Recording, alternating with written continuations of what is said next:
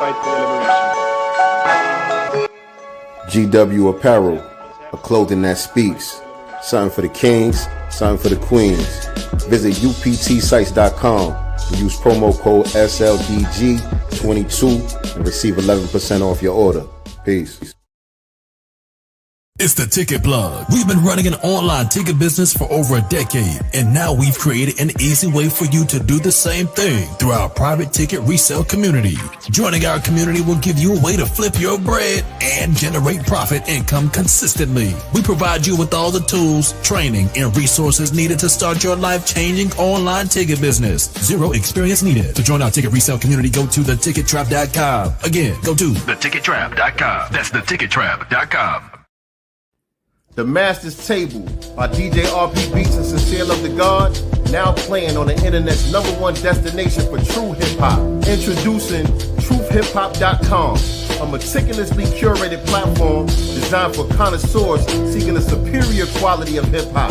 Immerse yourself in an unparalleled experience of 100% bar-heavy, authentically crafted, real hip-hop. Discover the essence of the genre, reminiscent of its golden era, now playing exclusively at truthhiphop.com.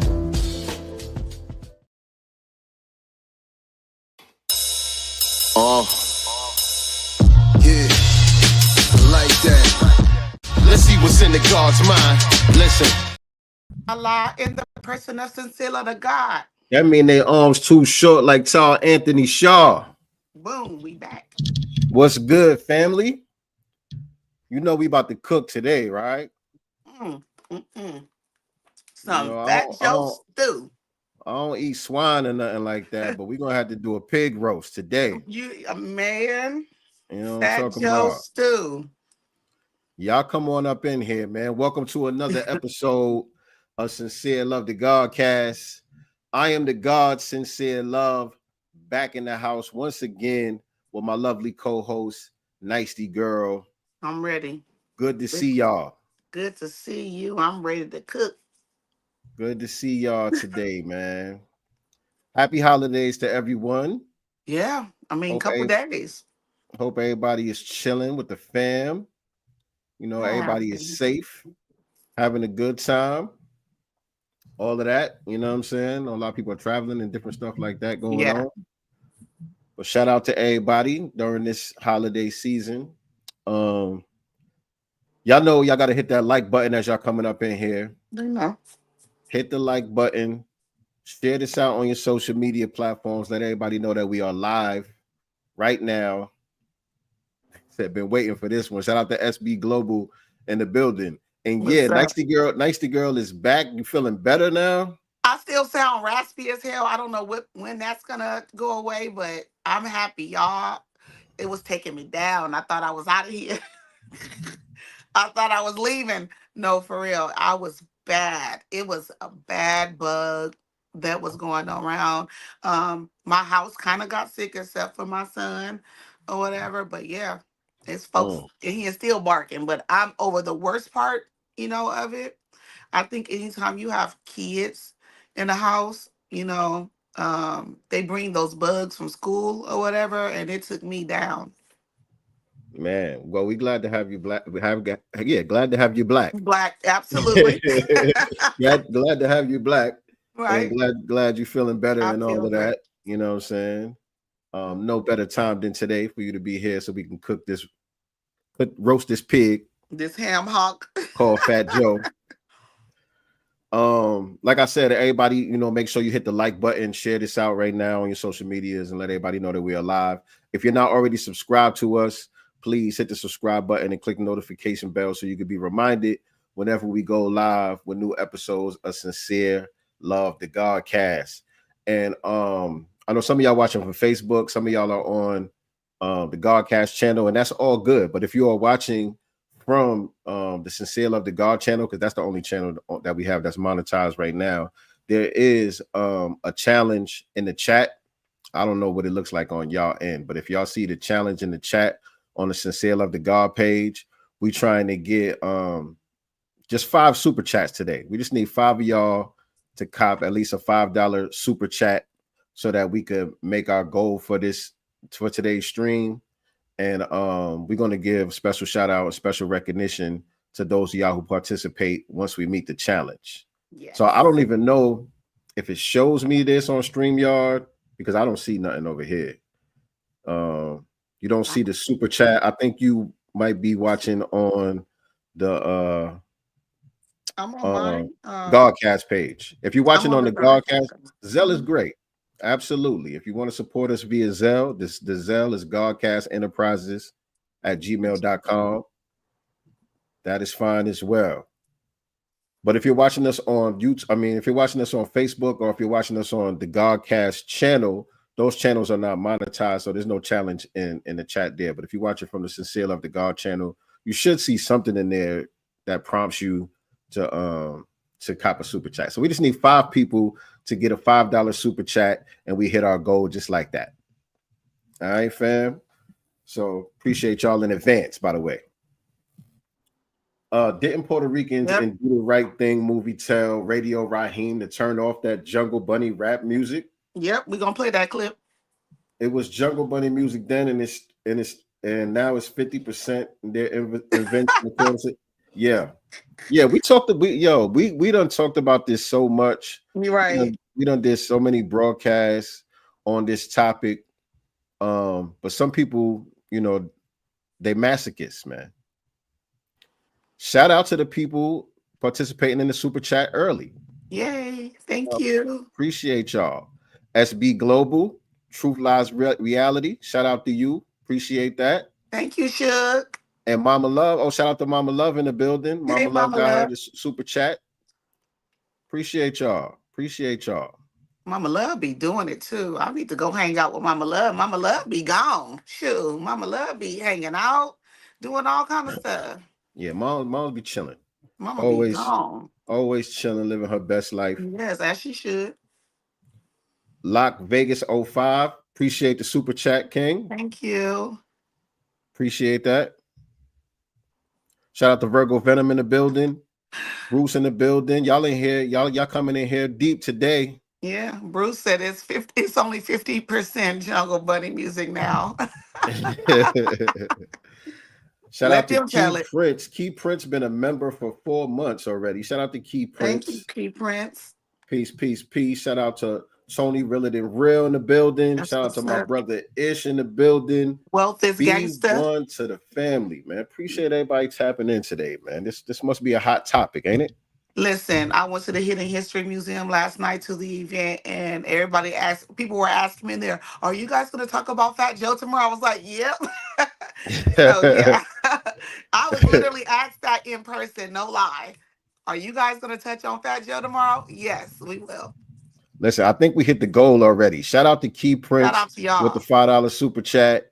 Shout out to Virgo Venom, one of our day ones with the $20 super chat.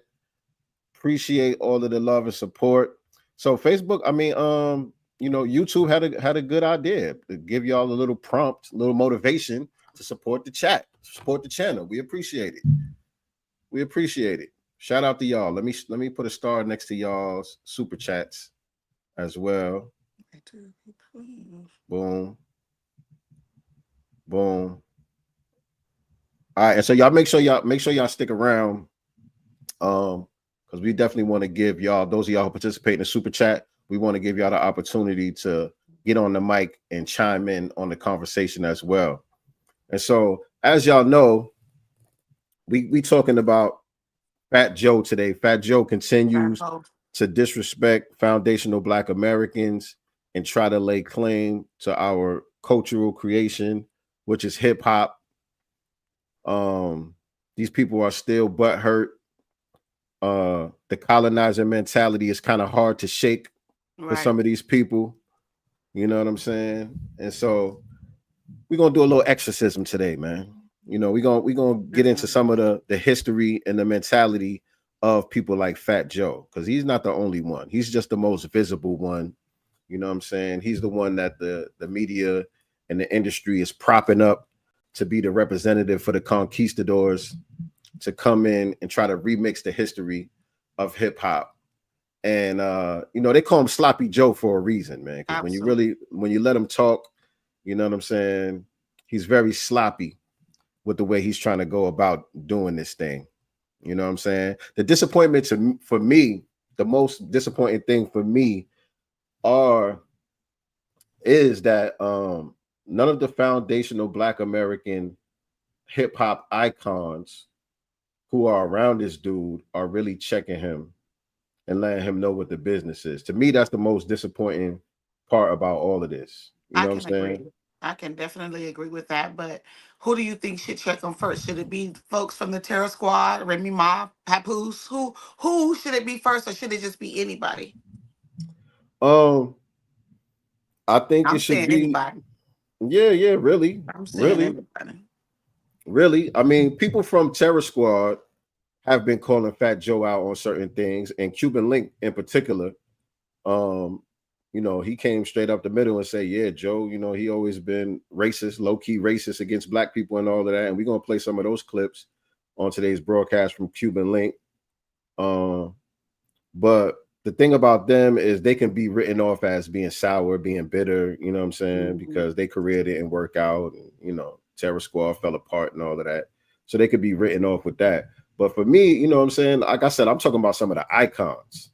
You know what I'm saying? Right.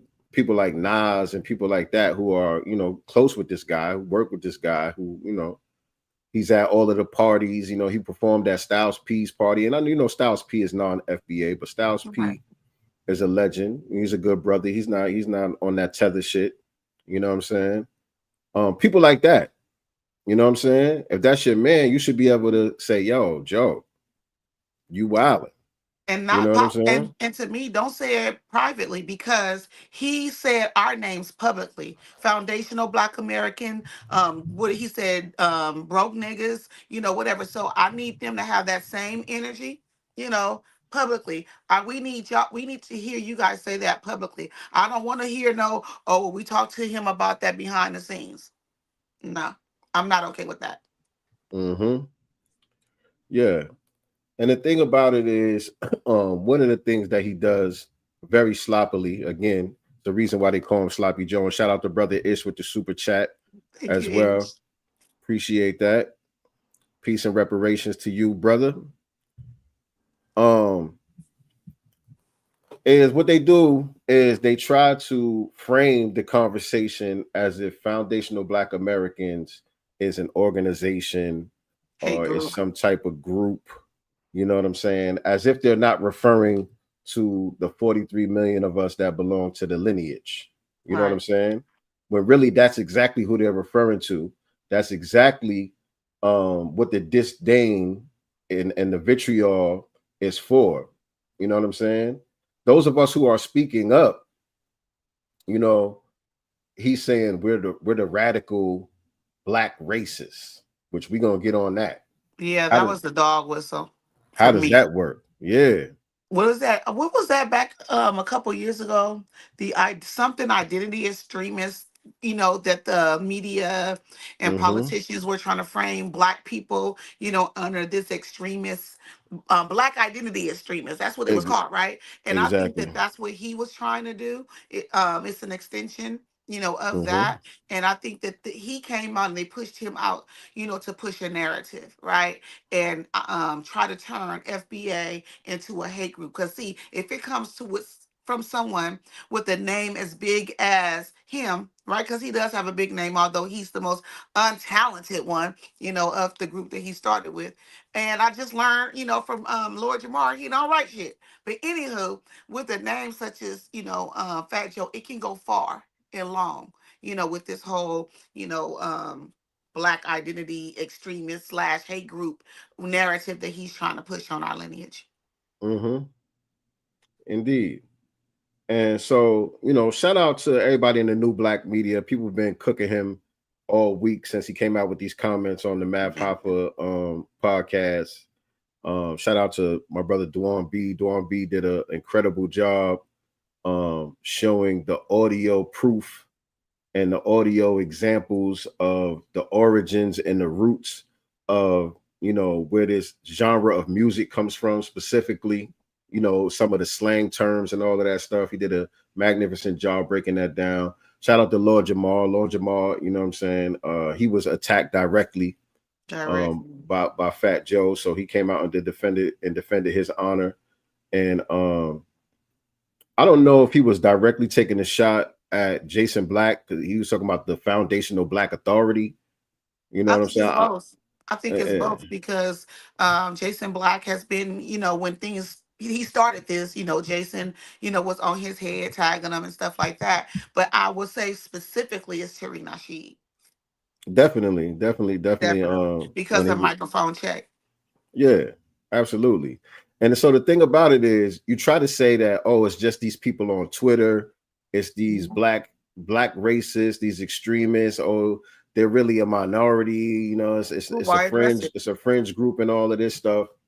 But you're doing all of that, and at the same time, you're trying to ignore that. And the other thing is, these people are not from New York. They're not from the Bronx. They don't know what it is. Da da da da. That's the other part of the narrative. But you're going to completely ignore the fact that Grandmaster Caz was in microphone check. Right. Melly Mel was in The microphone microphone check. check. DJ FaZe was in microphone check. All of the originators from all of the elements in the Mhm. Bronx were in We're the there. microphone check movie saying exactly what we're saying. Right. You know what Right. I'm saying? And everybody doesn't necessarily use the terminology foundational Black American, because that's Right. another thing I'm seeing in the comments, and a lot of the tethers, and everybody's trying to say, well, he is just talking about y'all and Tariq's followers and all of that, because everybody don't agree with foundational Black American. And so that's like such a bogus argument. You know what I'm saying? Everybody might not use the terminology foundational Black Americans. Everybody might not even be aware of it. You know what I'm Right. saying? Everybody might not even be aware of it. It's 43 million of us. This is this delineation movement is something that only really been on the move for about maybe like 6 years, real strong now, you Right. know what I'm saying? Somewhere around that, like 2017, 2018 is when we really started getting real heavy with the delineation movement and getting the language correct and all of that. So everybody that might not know the terminology, everybody might not use the terminology, but that's still who the terminology is referring to. Right. Just like Freedman. Freedman is a Native Black. term. Freedman is a term that's been around over 100 years, Here. Right. and it's in documents. Right. You know what I'm saying? It's in legal documents and all of that. Everybody from the lineage is not aware of that term, what it Mhm. means, and all of that. Some people Right. never even heard it in their life. Does Some that people don't mean that? even know they're a descendant of a freedman. A lot of people have not done genealogy. They're not even aware that they're descendants of freedmen, which is a foundational Black American. And if you're a student of Dr. Claude Anderson, it's the same thing as Native Black, because he's been on the delineation thing for a very long time. So if you're a student of his, right, but you're criticizing Tariq, who's definitely a direct student of Dr. Claude Anderson, so you don't agree with his stance either, how can you say you're a student and a supporter of his? Because we see tethers, what I'm saying, they kind of follow, Dr. Claude and stuff like that. But as soon as Tariq kind of, switches the name just a little bit so it's really more specific to, our lineage and things like that, now you're mad. Like, make it make Yeah, sense. yeah, and understand what I'm saying, because they are aware what they're descendants of. They just might not be aware of that specific terminology. You know what I'm Right. saying? They might not have never heard the term freedman. But people who are from the lineage, they know where their family comes from. People who are from our lineage, they know that their family didn't immigrate here. Everybody's aware that they're non-immigrants, that they're part of the lineage. They might say African American, they might just say Black, whatever. You know what I'm saying? Everybody's not in Hmm. tune. But Right. that's neither here nor there. The point of the matter is, those of us who do use the term, who are in tune with the language, that's who we're referring to. And Right. so that's exactly who Fatjoe is referring to also.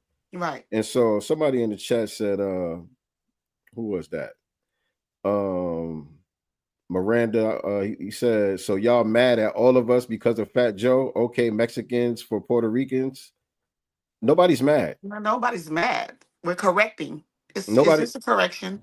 nobody's mad. And Straightening. it's not about Puerto Ricans or anybody else as a group.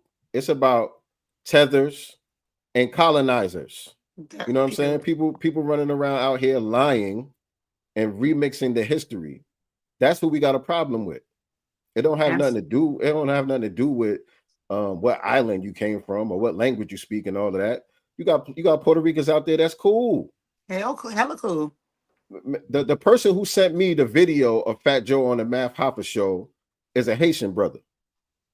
You know what I'm saying? Mm-hmm. Somebody that I know personally. That's the first person that sent it to me, was a Haitian dude. Yesterday it was a Jamaican dude that came in the barbershop like, yo, what's up with the Fat Joe nigga? You gonna get on Fat Joe? This dude was Jamaican. Right. You know what I'm saying? Another dude, Colombian. All three of the people that hit me up in real life were non-FBA. Right.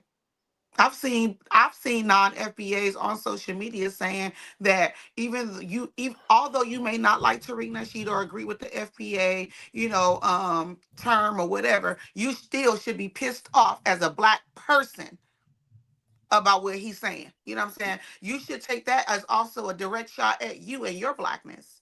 You know what I'm Exactly. saying? So Because it's that's what it not all is. about, us being mad at, like you said, anyone from an island. It was disrespectful, period. And he's going to get checked. Yeah, what we supposed to not say nothing about that, especially if somebody with a voice as big as his, with a microphone Right. as big as his. What we supposed to just act like, we're not offended by that? But that's what's been happening because he should have been checked a long time ago and stopped from saying nigga a long time ago, in my opinion. Dude, you beige. You a palm colored person. You are white passing. Period. You don't look technically, I don't know what New York Puerto Ricans look like, but the Puerto Ricans that I knew here, they're light skinned, but they look Black. You know what I'm saying? Like just some light skinned Negroes to me. You know what I'm saying? But this is a palm colored, white dude, in my opinion. He's a white Latino. Let's just call it what it is. He's He's a definitely a white white. Latino. He's definitely a white Latino, and your background doesn't change that, because he tries to talk about how he grew up and where he grew up. Oh. And this is what I mean by how the narrative is so sloppily put together. Because when you let him talk and you listen to him talk, on one hand, you're saying Blacks and Puerto Ricans created hip hop 50-50. Mm-hmm. But then you talk about how you grew up in a neighborhood that was 99% Black. Mm-hmm. You thought you was Black. According to you, you didn't know that you wasn't Black until somebody took you to the Puerto Rican side of town. You know what I'm saying? And it was a whole different world, which means it was an entire different culture that was happening. So by your own story, the own story of your background, there's a difference. There's a differentiation within the cultures. Right. You know what I'm saying? So how is it one and the same 50-50 and we all Black and everybody's African anyway, so it really don't matter? No, there's a difference. We have our own culture. Y'all got your own culture. And everybody wasn't just intermingling and getting along like that. It wasn't like that. Some people was cool, yeah. But group for group, no. There was always a separation there. And someone said on my timeline earlier, she said he grew up poor, not Black. And it is a difference. Just because you grew up poor like Black people, maybe in the hood with Black people, right? But you still were not Black. You still did not live the Black experience, because living in a Black neighborhood and still going through a full-on Black experience when you're walking through the store, getting pulled over by the police, which I know in New York it is different because they mess with, the Latinos. I guess they're a lot here. But here in California, most of our LAPD are Hispanics. And They're not, let's talk about you know what I'm that. saying? So Let's it's just a talk about that difference. too. I'm gonna play what he said. I'm gonna play what he said about growing up Black. So y'all check this out right here. And fair use, by the way, YouTube, fair use. Fair use. All these clips that we're gonna play today, because I am gonna be playing clips. Copyrighted 1976. Yeah, all of that good stuff. Puerto Rican and Cuban descent. That's right. Right? Born in the Bronx. That's right. Hip hop is a multicultural, multi-ethnic thing in the Bronx, right? Back when you were coming up. Mm-hmm. What questions did you have about your race and your background when you were at a young age? I grew up Black. Let's stop right there. Right there. Because I had to laugh. Did you hear how he said Black? I grew It up to sound that. it almost sound like Donald Trump. How Donald Trump says the blacks, Yeah. the blacks. The blacks. Yeah, I grew up black. You didn't grow up on our food. Stop lying. Stop lying. No, you didn't. Mm-mm. I don't You care went. if you did. I don't care if you ate mac and cheese and yams He and didn't fried though. chicken. He You didn't. still ain't black. Period. You're not black, but stop saying that too, because it sounds stupid. Because when you walked into your home, you were a white Latino again when you walked in that door. You grew up around black people, and black people most likely embraced you because we are the most welcoming people on the planet. We are the most kind, loving, welcoming people on the planet, and this is the reason why we are uncheckable. Shout out to Vicky Dillard. Right. This is the reason why we are so uncheckable, because all of our freedom fighting movements, all of our civil rights movements, and all of that were always inclusive of everybody's rights and everybody's freedoms. We're the only group on the planet that can say that. We're the only culture that have that type of capital to throw our weight around like that. So if we checking you, we have every right. We have all of the ground to stand on to do so, because we've advocated for your group. We're the reason why you have whatever opportunities that exist now. It's only because of foundational Black Americans and our struggle that any of y'all have any type of anything under this system of white supremacy. Any of y'all non-white, non-black people, or y'all buffer class people. And when it All comes of to y'all. the This ain't just, system, that don't just go for the Latinos, that goes for the Asians, everybody. Y'all all all the got y'all white come up adjacent, off of us.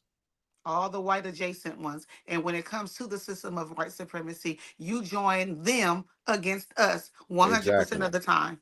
Exactly. And you sound just like them now, talking about black racist extremists. You sound you sound just like the alt-right saying some shit like that. Right. And I have another question. So he grew up thinking that he was black, or I'm black, and blah, blah, blah, right? Why didn't you marry a black woman? Right? Because you wasn't going to leave no wealth to her. That's why. You made sure you went and got your people. So he in an interracial relationship since he's Right. black? I'm just saying. Right. So he said, I grew up black. All right, let him finish. And so What does that mean, Joe? I'm gonna tell you, my hood is 80%. It always got to be something with hood. But It always got to be something, some type of degradation. That's what blackness means to these people. Because I remember he was saying this on another show before, and everything that he was talking, that he associated with blackness was something that had to do with criminality and being thugged out and all of that. That's what makes him black. You know what I'm saying? Because they're willing to get in the gutter and all of that type of shit. That's the blackness. That's what they associate with blackness. 80-90% black. My projects, my neighborhood was dominantly black. My grandmother's neighborhood was 99.9% black. So if the neighborhood that you and your grandmother and everybody lived in was 99% black, and that's the reason why you act the way you act, you dress the way you dress, you talk the way you talk, and you feel so comfortable within black culture, then why is it so hard for you to admit that hip hop is black culture? Where's this 50-50 shit coming in at then? right. If all you knew was black, that's all you knew, black, black, black, black, black, where was the 50% Puerto Rican shit at? Make that make sense.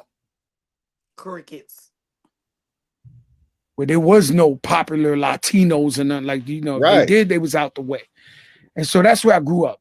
My mom's lived there for 40 years in that community. So she's from the community. They love Miss Ruby, this, that. And so when I'm born, I'm not listening to salsa and all that. I'm listening to Gloria Gaynor. I'm listening to Stephanie Mills. I'm listening to I Will Survive.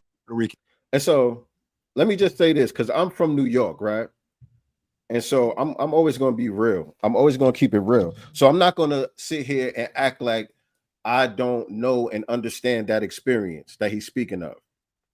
there's plenty of Puerto Ricans that grew up around us that I was cool with, that I knew since we was kids, since grasshoppers, who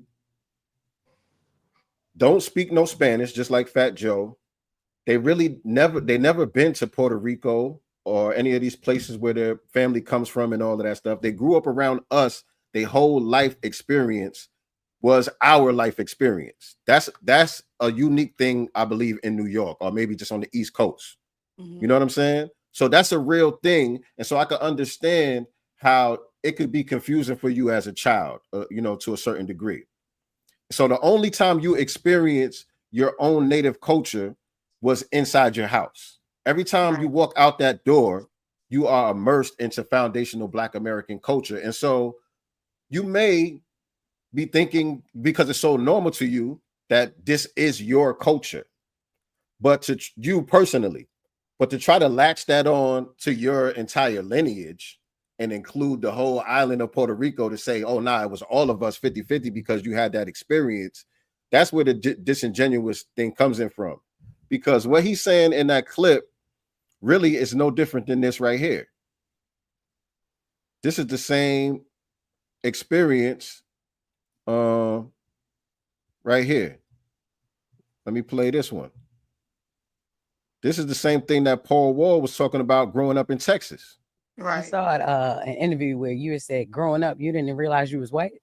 I didn't know. Like the white people told me I was white. Oh, the white people came back to recruit you. Like, yeah, they was like, you white. Why you talking that like that? You white. And I'm like, what do you mean? Where was this? Ain't like where, in Houston. Where were you? What was that exact moment? Like when was the moment I discovered I was white? Yes, where's that? I don't know. Definitely in school, elementary school, maybe, or middle school. I remember that. But I mean, all my friends were Black or Mexican or Asian. I lived in a very diverse neighborhood. There was, there were white people there, but it was, Mexican, Black, Vietnamese, Indian, and mixed up. And fair use, by the way, this is Breakfast Club clip right here that's playing. Fair use.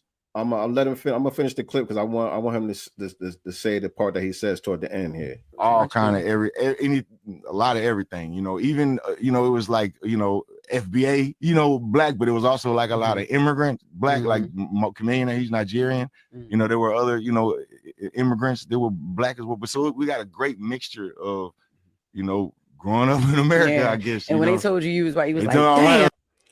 So you see how Paul Wall has no problem acknowledging the lineage. Right. Paul Wall grew up with a similar experience in Texas because he wasn't around a lot of white people. He was around mostly Black people and other ethnicities, Mexicans and Asians. He said, he grew up in a diverse community, but he gravitated toward the Black people. And he made a distinction between foundational Black Americans and immigrants, melanated immigrants. Yep. You know what I'm saying? He didn't say it with no type of vitriol, no type of, hesitation. No, there was nothing there. It was just respect. This is how I grew up. Okay, that's real. That's your experience. That's a real experience. No problem at all. And now he goes on to say, and I don't need to let it finish playing, but he goes on to say something about his mom. They did the DNA test and his mom got like 3% Black in her or whatever the case may be. And he said it kind of like in a jokey joke way. And he said, I know that don't give her a pass to say the N-word though. Right? And so, and then he clarified it even more to say, not that she would ever even want to say the N-word. You know what I'm saying? My mom would never say that. I don't use the word. You know what I mean? So he's very respectful. He understands that this is not his culture just because he grew up in it and grew up around it. And it's natural to him, the way he talks, the way he dresses like a Black man. You know what I'm saying? His whole swag is like a Black man, the people that he learned from, but he doesn't feel so comfortable. Oh, wow. I didn't even know that. Really? He's married to a Black woman that has Black children. Yes. They've been married for a long time too. He's been married FBA? for, I don't know. That I don't know. I just know she's definitely a Black woman though. I don't know if she's FBA or not. Because I didn't realize that Chameleon was Nigerian. Yeah. You know what I'm saying? But even though he has that experience growing up the same way Fatjoe had that experience growing up, he doesn't feel so comfortable that he could just use the N-word willy-nilly to, you know, act like this is also white culture because he's white and he grew up in it and he raps and you know, he's associated with legends from the hip-hop game and all that. So that means he can latch on his whiteness into the culture as well. No, he realizes he's a guest within the culture and he shows respect. He wipes his feet off before he comes in the house, and he, you know, he has a seat and he don't be putting his feet up all on the furniture and all of that. Right. That's respectful. We don't have no problem with that at all. But Fat Joe can't do that because Fat Joe is really not comfortable in his own skin.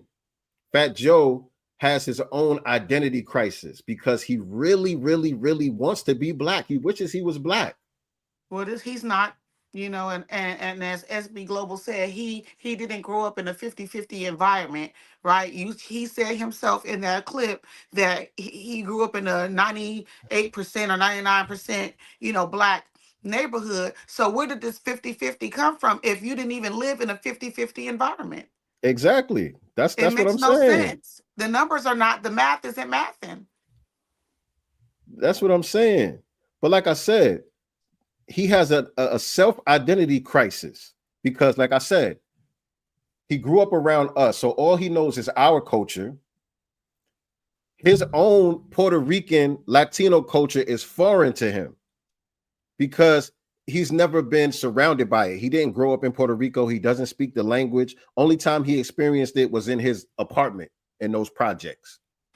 The rest of his life experience at school, outside, on the block, on the music industry, the rest of his life experience has been surrounded by foundational Black American culture. So his own culture that his lineage is a part of is foreign to him. So he can't really rep it and really, really be proud. When he tries to do that, it's really a front. Right. Because behind the scenes, he's pulling Nori to the side and saying shit like this. This is how he really feels about his own culture and lineage. And then Fat Joe pulled me to the side and was like, I never said this, Fat Joe, so I'm sorry. And by the way, Nori is Puerto Rican. His father is from Puerto Rico. His mother is FBA. If you didn't tell me not to say this. Exclusive. He was like, fuck them Puerto Ricans. Oh. He was like, fuck them people from the island. He tried to throw you in there. You know? Now, did he check him? Did Nori check him? You know what I'm saying? Because if he's saying fuck them people in Puerto Rico or them people in the island, he's saying that to Nori and his people too. No, and by the way, really, Nori, he's not. How Nori looks, that's how the Puerto Ricans look that I knew around me, which we didn't have a big, you know, Puerto Rican community here. You know, ours, like I said, is Mexican, but the ones that I knew and grew up with look like that. Well, let me just address that part first about what he said to Nori. The thing is, he's saying fuck them island Puerto Ricans. So he's saying the New Yorkers. Yeah, he's talking about the Puerto Ricans that actually came from Puerto Rico, the ones that speak Spanish and know their culture and all of that, and are proud of their culture. Those are the ones he don't really identify with. It's the New Yorkers who run around cosplaying as foundational Black Americans that he wants to be the conquistadors. You know what I'm saying? Because that's the same thing. And I'm gonna play another clip. There was a black guy, I forgot his name, I think Smooth, who was in the studio with the Terror Squad. I think he was an engineer or something like that. And they thought he was Puerto Rican because he kind of looked like a Puerto Rican dude. And they were openly talking about, yo, you know, the Morenos, they had their time. It's time for us to take over and all of this shit. Da, da, da, da.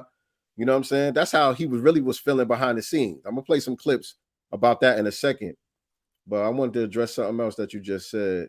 Oh, about the way you're accustomed to Puerto Ricans looking more like Nori or Carmelo. Maybe Anthony. A little more light, or like that guy that you're going to be playing, because he's a little bit lighter than Nori. So they look like that curlier hair, textured hair. But if they cut it down, it'll look like a dude with a curly top with a process on it. You know what I'm saying? Like my nigga Edo in the chat. Shout out to my nigga Edo up top in the chat. That's my nigga. And yeah, he a high yellow Negro. So I know he probably got mistaken for Puerto Rican many times in his life. Shout out to my nigga Edo up top. You know what I'm saying? Pretty Ed. That's Pretty Ed right there, man. But yeah, people probably thought he was Puerto Rican and talked slick while he was around when they thought the coast was clear. You know what I'm saying? But but yeah, now in New York, you know, we got all types of people that, you know what I'm saying? We grew up around all types of immigrants, you know what I'm saying? But speaking on the Puerto Rican specifically, you know what I'm saying? They range in complexion and all as far as how they look. You know what I'm saying? You got the people that's blacker than me, you know, people that's Usain Bolt black that are straight up Puerto Rican. You know what I'm saying? I knew people like that growing up, to people that look like, you know, like Nori or Carmelo Anthony or whatever, you know, Fab, that just look like a regular black person, but they Puerto I didn't Rican. know Fab was non-FBA. I didn't know that Carmelo Anthony was Puerto Rican till recently, like last few years. I had Fabulous, I no think, is idea. Dominican. I think Fabulous is Dominican, or maybe one of his parents is Dominican or something like that. I had no idea. You know what I'm saying? But you also have, you know, the light-skinned Puerto Ricans, the white looking Puerto Ricans and all of that. They come in all shades. But usually the white ones that look like Fat Joe and all of that, they nickname is always Blanco or something like that. That's how it is here. They always call him white boy. Yeah. You know what I'm saying? That's usually the nickname. It's always like one or two of them that's just real white looking, you know what I'm saying, in the neighborhood, and their name is white boy. That's what everybody call him. You know what I'm saying? We know they Puerto Rican, but we call him white boy. You know what I'm saying? So how is Fat Joe black? Oliver North. Somebody in the chat said Fat Joe is black. How is Fat Joe black? He's clearly a white man. You know what I'm saying? And now I posted earlier or yesterday or something. The demographics, the racial demographics of where he comes from, where his lineage comes from, because Fat Joe is Puerto Rican and Cuban, by the way. I just sent you a picture of his parents, by the way. In the chat? Yeah. And yours. Right. I'm sorry. I sent it to you directly.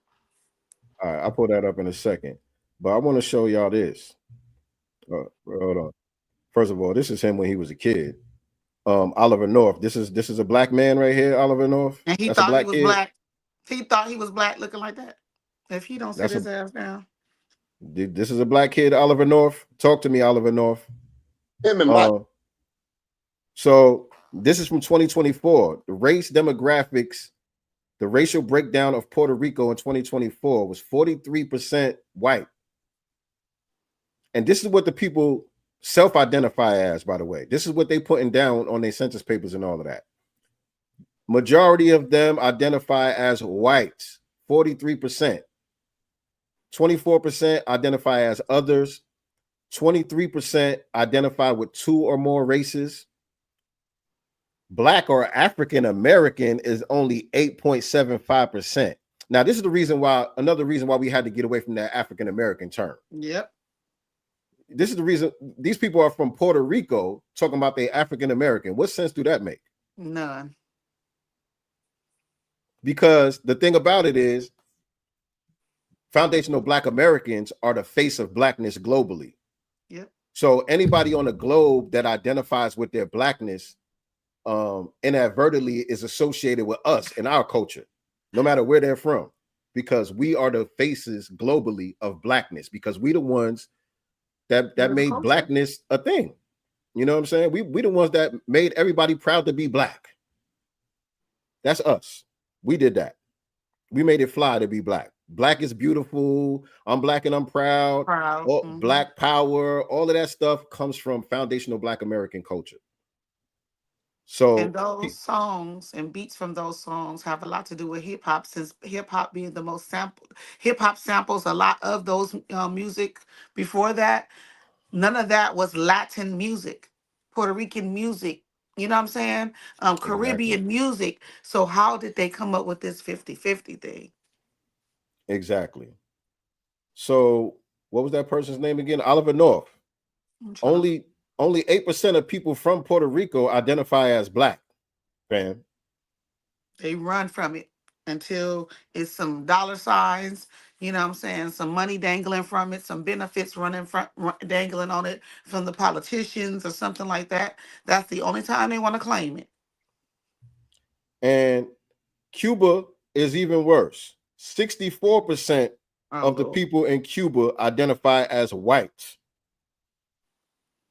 26% identify as mulatto or mixed race. Only 9% identify as black in Cuba. I've been to Cuba. And shout out to the people in Cuba. Beautiful people out there. When I went to Cuba, the black people of Cuba let you know right off the bat that they was black, that they knew that they was black, and they know their history. You know what I'm saying? As soon as we got off the boat over there, black people like, oh, we the same. Look, they showing, they pointing to their skin. Yo, we the same. Look, me and you, we the same.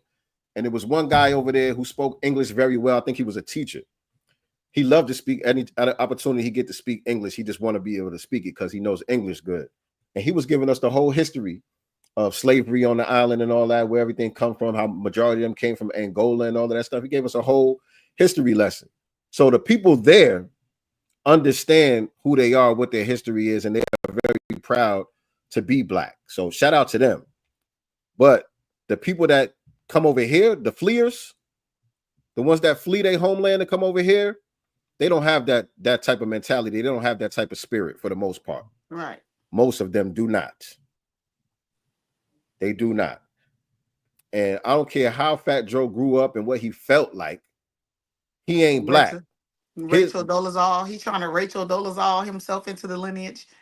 It sounds like transgenderism. It is. That's what it sounds like. I feel like a black person. Right. Right. Transhumanism in a way. Right. It's just I identify as a black person. Trans anything, you know, they can make it whatever they want. Right. You know what I'm saying? They can just attach anything that they want to it. Right. I identify as a black person. No. Yeah, because I don't get to. I live in blackness. I experience blackness. I am blackness. You know, I don't feel like anything. I just am. It's okay. Y'all can let the trolls live in the chat for now. It's okay. Yeah, they here. You know what I'm saying? And they're here for a reason. Let them stay.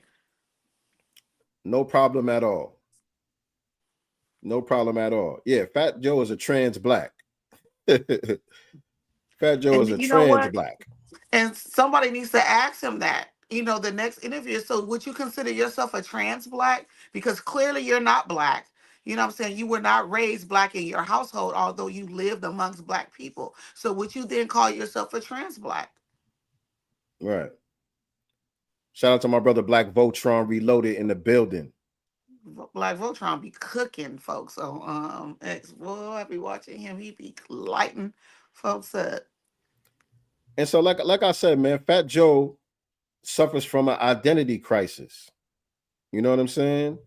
He don't know where he fit in at. You know what I'm saying?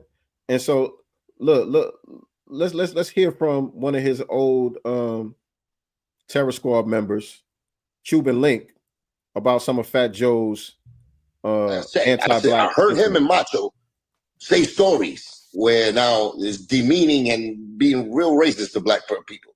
Him and wait, Macho. wait, what you mean? The two white guys at the crew is him and Macho. So according to Cuban Link, Fat Joe's a white guy. Right. The two white guys out the crew. He called him pink. He said Macho and Fat Joe were the two white guys out the crew. And he heard them tell stories and say things that were very racist towards black people. Mm-hmm.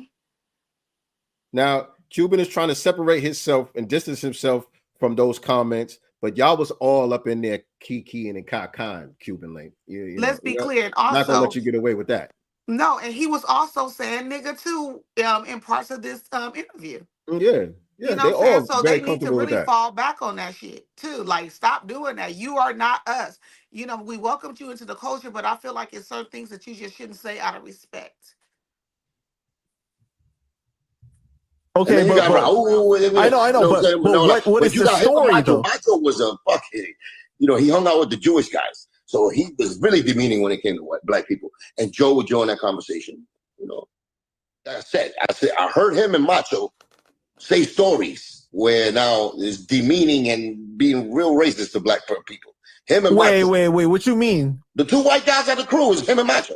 Okay, and but, I know, what is the story though? Macho was a fucking, he hung out with the Jewish guys, so he was really demeaning when it came to black people. And Joe would join that conversation, So now people could try to say, Cuban Link is just hating, because Joe don't rock with him, and he's broke rapper, his career failed. People could try to just write him off as a hater, but he ain't lying.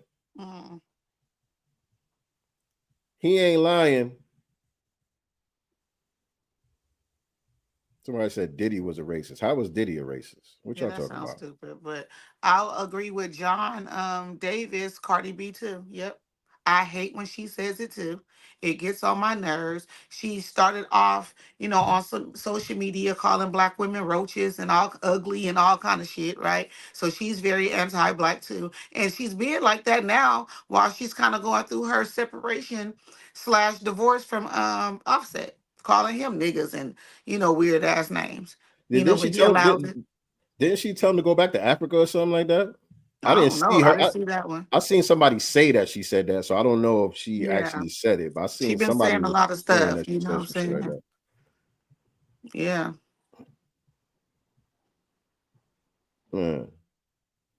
But yeah, man.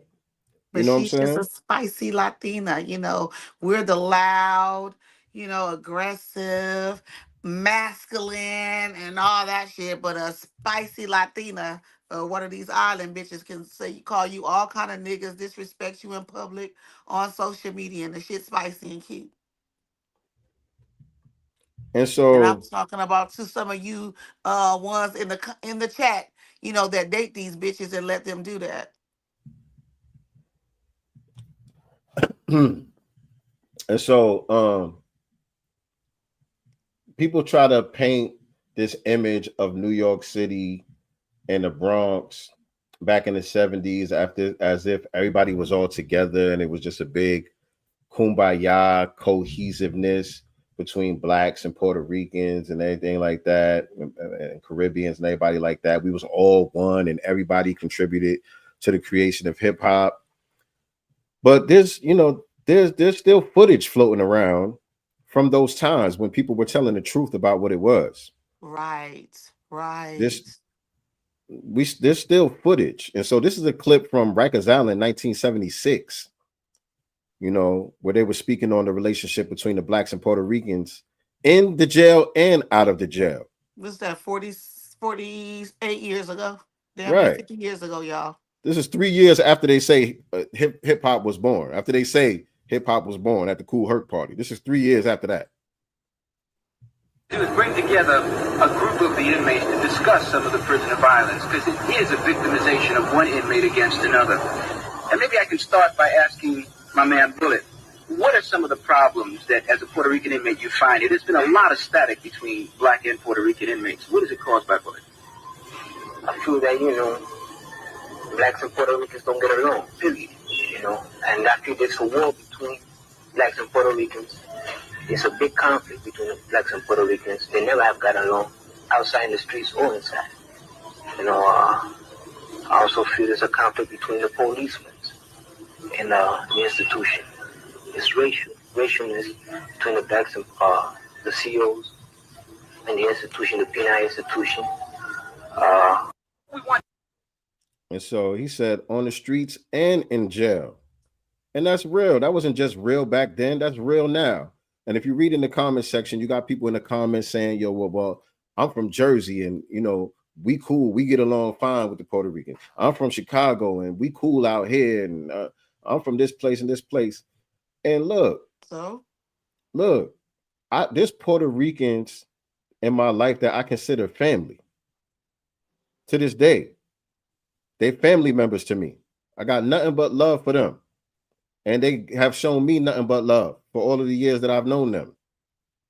But that has nothing to do with the group dynamics. Your personal relationship with somebody, because you might be laying up with a Latina or whatever the case may be, or you might have somebody that you cool with, like I do. that those personal relationships don't negate the group dynamics, though. The majority. That's always been what it is, especially in the jail. It's more pronounced in the jail because in the jails, everybody goes amongst their own. They automatically gravitate their own people because they feel they're going to be protected. They feel safe. Very few times those lines get crossed. And I told y'all a story on here before when I was in Clinton Correctional Facility. There was two cats from Brooklyn. One was a foundational Black American. He was a, I don't remember if he was a Blood or a Crip. He was one of those. And his man, they know each other from the street. They from the same projects. Puerto Rican dude was a Nieta. And some shit popped off. They was cool. You know what I'm saying? Those two, they was, you know, using each other's phone calls, giving messages to their family members and all that. They sharing commissary, all that. They was cool until shit got hot between the Nietas and the Bloods or whichever gang it was. I forgot. This is damn near 20 years ago. But when shit got hot between the two gangs, it came down to them two because the shot callers in the gang made them pop off on each other rather than everybody going to war. It was like either you gonna pop your man head off or we gonna pop your head off. Period. Wow. Period. And so the Nieta dude, the Puerto Rican dude, ended up stabbing his man from the street, the Black dude. That's what happened. Kill him though, did he? We don't know. I don't think so. But you know, obviously they got rushed up out of there, and you know everybody gets transferred and sent to the box and all of that after that. So I don't know what, you know, what his conditions was, but he hit him in the neck. You know what I'm saying? And so yeah, that's the reality. That's how it is. Self-preservation. You know what I'm saying? And so Fatjoe know what he's saying is bullshit. That's the thing about it. It's not like, because some people trying to say, oh, it's just ignorance. I even seen, you know, Phase One was talking about it. Yeah, I saw that one. And I think there is a clip of that. You sent me something else. When they say they just need to be, I feel like saying that these people need to be educated and stuff like that is a cop out. You know what I'm saying? Let's call a thing a thing. These niggas is anti-Black, and that's just what it is. They understand what they're saying, why they're saying it, when they're saying it. And it has nothing to do with them not knowing or needing to be educated on our lineage. These people are very, very aware that we are non-immigrants, period. They know the difference between us and other melanated immigrants. And I'm not from New York. So here, yeah, I agree with that. That's true. Black foundational Black Americans. Fatjoe know what he know what he's saying is not pockets, you know what I'm saying, of melanated immigrant groups. Like we have that little Ethiopia or whatever, which is literally a small little, like one block, you know what I'm saying, of a few Ethiopian restaurants or something like that. But everyone here, for the most part, is foundational Black Americans. We have a large Belizean community, you know what I'm saying? But they don't ever tell you that they're Belizean. You only gonna know by their last name. What's your question, James Bownight? Just ask the question. Don't ask, can you ask a question? Right. Just ask the question. What's the question? But yeah, you know, and shout out to DJ FaZe. But DJ FaZe, he was on that, you know, people need to be educated and all that. Same thing about the comment that was made about FBA. And I started doing some thinking, really some deep thinking about it. Really, I think the problem is education. You know, I think people jump to things without even researching it and find out. I believe that if he researched FBA, he would have found out that it doesn't mean radicalism, or it doesn't mean prejudice or racist or anything. And so, yeah, respectfully, respect the DJ FaZe, but I disagree with that. Right. Fatjoe knows exactly what he's saying. He knows exactly what he's doing. Yep. Ignorance is not an excuse. He knows what time it is. That's the reason why he's deliberately ignoring the pioneers who are from New York, who are saying exactly what we're saying. Right. He's deliberately ignoring DJ FaZe because he keeps saying, "Oh, these people not even from New York." Meanwhile, what was the channel? Wayne TV on YouTube. Wayne TV on YouTube. I think that's the name of the channel. They've been interviewing these pioneers on YouTube for years now. Going back for years, they've been interviewing these guys who were there from the beginning. You know what I'm saying?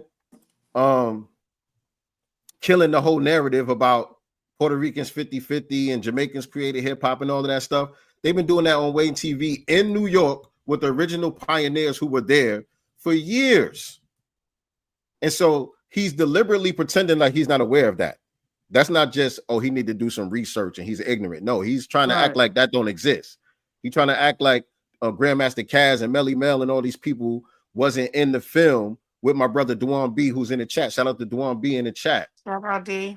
And us, and they only want to acknowledge Kool Herc, who was not in the film due to scheduling or whatever, but who's also gone on record saying who he got, his doing the break beats or whatever the hell from Foundational Black Americans. He's acknowledged it already too.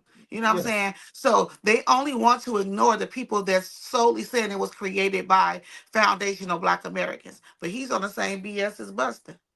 So James Brown created hip hop. Let me say this, because some of the terms, you know what I'm saying, we got to clear up even further, because hip hop is not something that was created. Right. Let me say that again. Hip hop wasn't created. There's no creator of hip hop. You cannot point to one person and say, oh, this person created hip hop. Hip hop started on this particular day. No, that's not how it happens. Hip hop is an extension of foundational Black American culture. Every element that we associate with hip hop already existed within foundational Black American culture before we started calling it hip hop. So there are, before we started calling, music hip hop, and before we named breakdancing because they were doing those things before as well, before it had that name. Yeah, that's what I'm saying. All of the elements. Everything. That's what I'm saying. All of the elements. The rapping, and breaking, that's another thing, because breakdancing is not an element of hip hop. That's another misnomer. People say the four elements of hip hop is DJing, MCing, graffiti, and breakdancing. Breakdancing is not an element of hip hop. Street dancing, period, is an element of hip hop.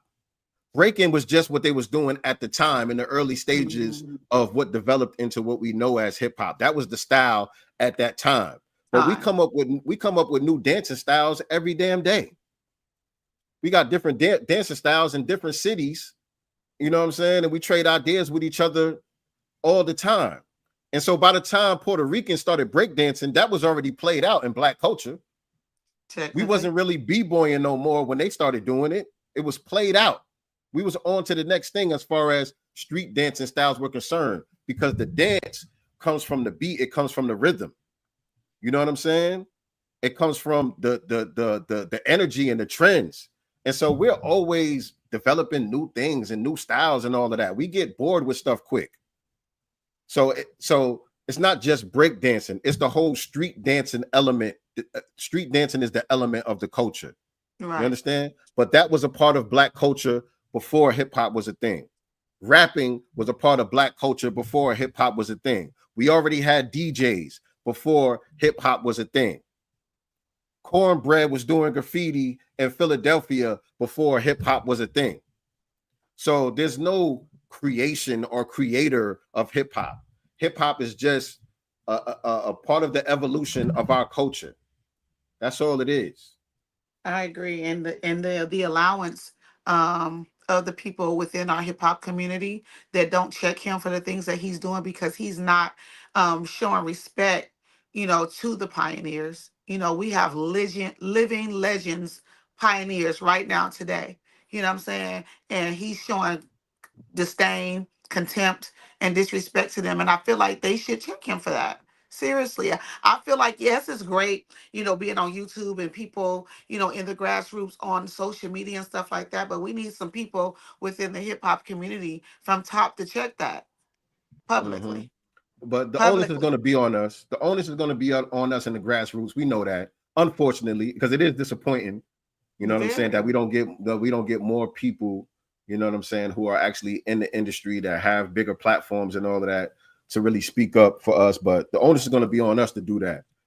But shout out to Bartertown Conglomerate for the $5 super chat. I think he paid $5 just to troll. I think you paid your $5 just to troll. But I'm going to dignify your comment and act like you saying what you're saying in good faith, and I'm going to address it. He said European executives with their funding, resources, and direction plus talent, multicultural in parentheses, created all forms of popular modern music, not just one group. And so that's false as well. You know what I'm saying? What you're referring to is the music industry. Right. The music industry is not the culture. We had the culture before there was an industry built around it. You know what I'm saying? And that's the thing. And I always give credit to 19 Keys, and I don't remember exactly what the quote was that he said, but he said something a long time ago that always resonated to me, which basically what he was saying was how us Black Americans, we have like a intuitive genius. Like we do things naturally that are just amazing, that it impacts the whole world.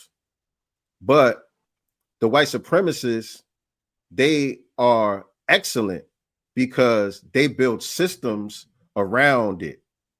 They create systems and build industries around our ingenuity. You know what I'm saying? And so they use our talent and they use our energy to fuel their systems. You know what I'm saying? And so what we need to do is we need to start practicing that type of the same level of excellence to match our ingenuity. Right. You know what I'm saying? And so we need to build industries and infrastructure around our own talent, around our own brilliance, because what happens is we overlook our own brilliance because it comes so natural to us. We don't really think much of it.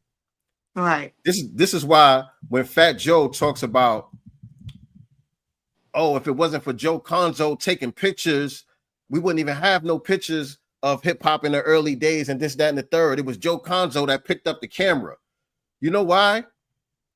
Because Joe Conzo is not a part of the culture. So it was a big deal to him. Right. Because he had never seen it in his own. Right. We didn't pick up a camera because it wasn't a big deal to us. We was just doing our thing. Right. We went outside with our parents and our grandparents' records, and we had a damn block party, which was basically an extension of the family reunions, which is something that we created as well. And still do to this day. We were just doing our normal activity. So nobody was thinking about, oh, we got to document this. Oh, this is amazing. We got to capture this on film. We wasn't thinking like that because, like I said, sometimes we overlook our own brilliance, our own ingenuity. We don't think much about it. We all do that on an individual level. When you really think about it, there's something that you do naturally. Everybody in the sound of my voice right now, I'm talking to you as an individual, not talking about the group that you belong to, your lineage or nothing. I'm talking about you as an individual. There's something that you do that comes so natural to you. You do it better than everybody that you know. Everybody comes to you when they need that thing done or when they need advice for that one particular area or whatever it is. It's something that you don't even think much about. You never thought that you could build a business around it. You never thought that you can create a product or a service based around that thing that everybody always comes to you for because you don't think much about it because it's just you. You're just naturally good at it. That's how that's a microcosm of what I'm talking about with our culture. Us just being us is amazing to the rest of the world. But to us, we don't really think much about it. So we didn't think to take pictures and make videos and build the industry around it. We didn't think that we can sell it to somebody, that somebody would want to buy it. But we got to start thinking like that, though. Right. We got that, and that's the reason why the delineation movement is so important because it's building up our cultural self-esteem. It's building up our cultural pride about our uniqueness.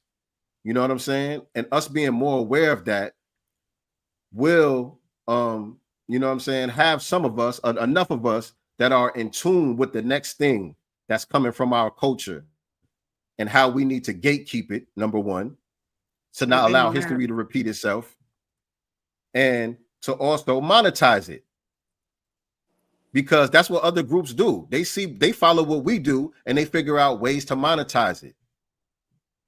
So we need to get on that. I agree. What y'all talking about in this 1000%. chat? Oh, they just, of course, the trolls are trolling. That's it. Some trolls, people in there checking the trolls with facts, talking about we need to stop talking about white supremacy. White supremacy is not something that we came up with. They did. So we're using the term that they like to use about themselves. So we didn't make it up. Your founding fathers did. I can't find it. There was one comment that I wanted to. I can't find it now. Y'all going in the chat. And honestly, I think, stuff like this, although it sucks, what I'm saying, and we, feel like, dang, here go this fool again with this BS, blah, blah, blah. But it's also a good thing that it is happening, in my opinion, because it forces us to get on code. And although there's a few off code, I'll say tethers for the most part, but majority of us, even non-FBAs, have gotten on code with checking him. And I like seeing that, you know what I'm saying? So I feel like it was needed. And he ain't gonna say it. I think his pride and ego would not allow him to apologize or anything like that. But this is not gonna go the way that you thought. That album is not gonna do well, buddy. And as Lord Jamal said, we gonna fall back, right? And let the Puerto Ricans support you and see how that goes, right? Let the 50-50, the other 50. Big facts. Let the other 50, support the album and see how that goes for you. Big facts. Big facts. Now I'm gonna take it back a bit and play another clip. Okay, here we go. Right here. I found the perfect part right here. All right, let me play this clip right here. I think this was maybe last year or 2 years ago or something. Fair use, by the way. Fair use. Oh, your browser has lost connection to the audio. God damn it. I hate when that happens. Oh, man. Give me 1 second. Give me 1 second, y'all. Y'all bear with me for 1 second. I got to reload this. While he's doing that, make sure y'all like and share this broadcast out.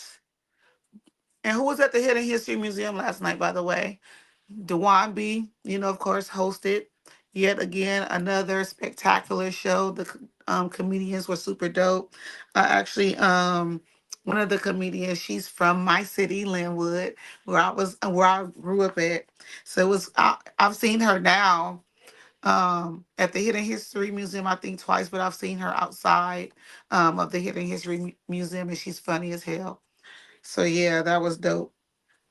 Last night, another great show. I don't never stick around though. I'm gonna have to start sticking around. I I'll be running out. Forgot to ask you how that went. It went good. It's always fun. And look, Dewan was going in on Fat Ho on stage last night. So I know he was.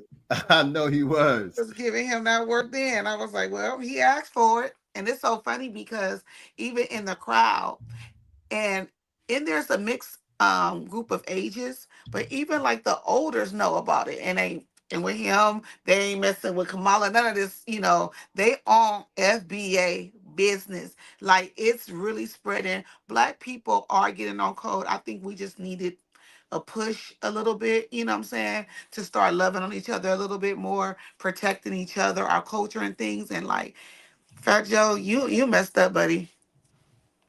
Yeah, but like you said, this is good. Yeah, it's a good thing. I ain't mad. I ain't mad at it. This is needed. This is needed.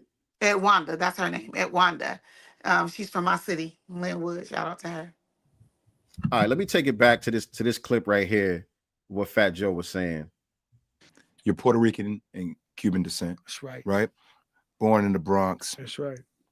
hip hop is a multicultural, multi-ethnic thing in the Bronx, right? Back when you were coming up. Let me fast forward because I played a little bit of that earlier. Where there was no popular Latinos and nothing, like, you know, if they did, they was out the way. And so that's where I grew up. My mom's lived there for 40 years in that community. So she's from the community. Love, Miss Ruby, this, that. And so when I'm born, I'm not listening to salsa and all that. I'm listening to Gloria Gaynor. I'm listening to Stephanie Mills. I'm listening to I Will Survive. Oh, that's what my house was playing, right? And so it's hard for people to fathom that there were no social media. There was no Instagram. There were no nothing like that. So I grew up blonde hair, green eyes, white, knowing I'm Latino, but thinking I'm black. Don't know how to explain it to you any other way, right? Knowing I'm Latino, but thinking I'm black. That right.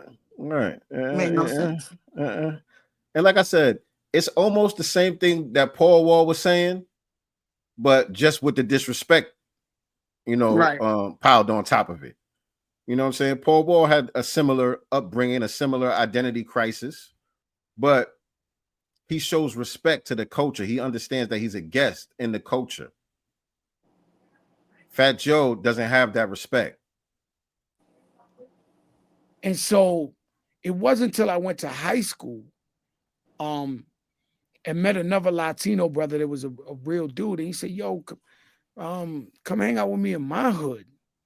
It's 10 blocks away was like another world. So when we went to his hood. So if it was another world, that means it was another culture, right? Right. You had a culture shock when you went around your own people. Like I said earlier, his own culture is foreign to him. So when he went around his own people, it was a culture shock. Or was it just not lit like the foundational Black American culture that he was in living with? It just wasn't as lit. It just wasn't as lit. That's it. Same thing. There's no flavor, no There was seasoning. 90% Puerto Rican, Latino flags in the window. The black guys over there thought they were Spanish. Now, that's bullshit. Tell the truth. The black guys over there were Spanish. Right. He was confused because he saw people that was black speaking Spanish, but them niggas was Spanish. They was Puerto Rican. And Dominicans or whatever else, right? Well, they was Puerto Rican, or the area where he talking about, they was all Puerto Rican. They might have been black as hell, but they was Puerto Rican though. They wasn't foundational Black Americans who thought they was Puerto Rican. No. That's not what happened. No, this is a true story. I know, yeah. I met the blackest guy out there. He was like, oye, ¿qué pasa contigo, papo? This, that. He grew up in that other side of town. Because he was Puerto Rican. And he knew his culture. Right. He was okay with his own culture. He wasn't cosplaying. Now, he was the Fat Joe of the Spanish. No, he wasn't. And so, you know, and it was good. I swear to God, I got a book coming out in November, the book of Jose. I explained this in my book that I could not believe that it was like Puerto Rican. And people are saying he lying his ass off. Like, you know what I mean? It was just dominantly Puerto Rican. And that's when I learned about salsa, Hector Lavoe, Gran Combo, you know, and I really started learning my Latino heritage over there. I was always. You had to learn your own heritage. Lord, hearing him talk makes me dislike him even more. Just hearing the stupid shit that comes out of his mouth. This is why I said sloppy Joe is the perfect term, because it's so sloppy. The clip is showing all of us how ignorant Fat Joe really is. Exactly. Literally.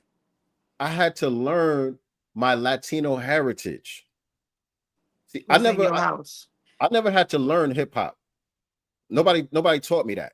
Or your lineage. You were born in it. It's who I am. It's who you are. I can't be anything else. I can't be anything else. Somebody keeps saying Fat Joe is a good storyteller. All right, got it. You like Fat Joe stories. Well, he didn't write none of his rhymes. That's what storytellers do, don't they? Yeah, and he was talking about Lord Jamar as the wackest and Brand Nubians. Fat Joe was definitely the wackest in Terror Squad, and digging in the crates. Literally. Fat Joe was never nice. When Pun died, he started to step it up a little bit, and everybody was saying he stole Big Pun's rhyme book, or you know what I'm saying? He got Big Pun's rhyme book after he died, or something like that. That was a thing. After Pun died, you know, Joe's bar started elevating a little bit, and everybody was always like, "Oh, did he inherit Pun's rhyme book or something like that?" Because nobody ever thought Fat Joe was nice. Nobody ever thought that. So when they parade this dude around now, talking about this legendary status and all that stuff, now he's been around for a long time. I'm not going to take that away from him. Fat Joe came out in '93. He's still around. He has made some hits. He has been a part of some hits and some anthems over the years. But just as an MC, I never heard nobody say Fat Joe is my favorite rapper. Not even a Puerto Rican ever said that. No, I've never heard no such thing. No. Not even a Puerto Rican ever said that. Somebody say, yeah, Big Pun wrote Sloppy Joe's rhymes. Yeah, probably so. And shout out to Pun, because Pun actually had respect. He did. Several clips of him giving respect to Black people. Who's Latino? I'm not. That's 1,000,000%. My father's Cuban, never spoke English. He went to jail. The only time my father went to jail was we got stopped by some officers who were white, and they pulled him over and they were saying license and registration. And okay, yeah, that's enough. That's enough of this. So you grew up, his father was in the home? I Outside don't know. Because I'm sitting here like, if your father didn't speak English, how were you communicating with him? Yeah, I don't know. It's just something off with the stories. You know what I'm saying? Because if your father spoke no English, your mother was communicating with your father in Spanish too, for the most part. So your ass spoke English too. Spanish too. You wasn't speaking it outside the house, but in the house he was speaking Spanish. I know a lot of Puerto Ricans and Dominicans and shit, but mostly Puerto Ricans who really can't speak Spanish, but they can kind of understand it because their grandmother didn't speak no English or whatever. And so they can kind of understand it enough, you know what I'm saying, to know when their grandmother telling them, go to the store for me or something like that. Right. But they can't speak no Spanish though, for real. So I know a lot of Puerto Ricans like that. But why does he always try to tie some type of criminality, of any sort, to being Black? If you notice that, even with this story about his father, he associates us with criminals. Exactly. Hood, gangs, the set, whatever the case may be. That's the box that he's put foundational Black Americans. Right. And so I wanted to, there was another part in that clip that I wanted to play. I did cut it off a little bit too short, but basically, Jay Will asked him about the backlash that he was getting for saying Puerto Ricans created hip hop 50-50. And that's when he pulls his phone out and he pulls up a clip from Wild Style where Ruby D was rapping in the movie or whatever. He was like, this is the first Puerto Rican in rap right here. You know what I'm saying? I know what I'm talking about. I got the receipts. These niggas can't tell me nothing and da. And so he's talking about Ruby D and Whipple Whip and all these guys who was around the first cruise and hip hop and all of that. And his brother was carrying crates for Grandmaster Flash and blah, blah, blah. Like, I was there. We was there. You can't say we wasn't there. Da. And so let me play this clip right here from the first Latin MC that this is supposed to be one of Fat Joe's receipts right here. And shout out to Lord Jamar. This is when Lord Jamar had these guys on the You Know What I Mean Godcast. Ruby D and Whipple Whip. Raheem was on there and all of that. And so listen to Ruby D and these guys. Yeah, he Puerto Rican. Yeah, he had that hair. And I think I remember the curls and all that. Right. And we had many arguments. We had many arguments in the group all the time because I would dress Puerto Rican, is what they called it. So that's Ruby D right there. He said we would get into arguments in the group all the time because I would dress Puerto Rican is what they called it. Mm. And so again, like I've been stressing, when we talk about foundational, we talk about hip hop being foundational Black American culture, we're not just talking about rap music. Right. It extends to your entire lifestyle. Mm-hmm. And so how are you going to say Puerto Ricans contributed 50-50 to hip hop when if somebody said you were dressing Puerto Rican, that was, a diss. Negative. That was a negative. You couldn't come outside dressed like a Puerto Rican. So what did Puerto Ricans bring to the culture then? It makes no sense. Same thing with Jamaicans, by the way. If somebody said you was dressed Jamaican, you was getting roasted. You had on some socks and sandals. Come on, man. How you co-created something? Right. And what was that? What was you wearing that they would call Puerto Rican and they didn't like you? Like that I've never been into sneakers too tough. And geez, I like slacks. I like button-down shirts and shit like that. You know. And y'all didn't care if they matched or nothing, right? You just as long as it was slacks and button down. You better match. No, it doesn't matter. You know y'all wasn't matching this shit, yo. That was real. That was real. Come on, man. Come on, Fat Joe. I just don't understand what they allegedly brought to the culture that wasn't already the culture. Fat Joe, that's why you don't dress Puerto Rican now. Right. You don't dress Puerto Rican. Matter of fact, you said fuck them Puerto Ricans on the island.